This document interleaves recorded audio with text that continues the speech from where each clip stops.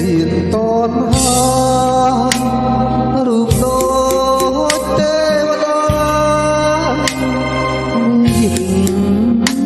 ដូចលូ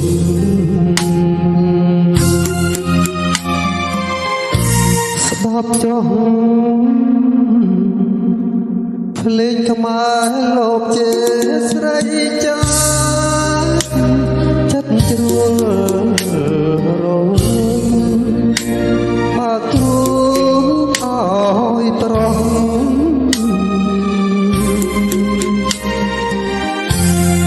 ពីក្រតែដោឈ្មោះក្បត់ចិត្តដល់ស្មោះឡាឆ្ងាញ់ត្រង់ណាថ្មី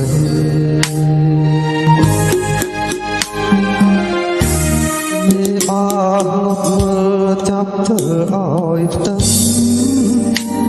ម៉ែអើយញោមហើយ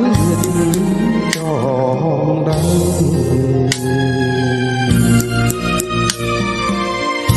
ចាំមហាគុលស្រាលោកឲ្យជ័យទិញប្រសិនប្តីនិស័យ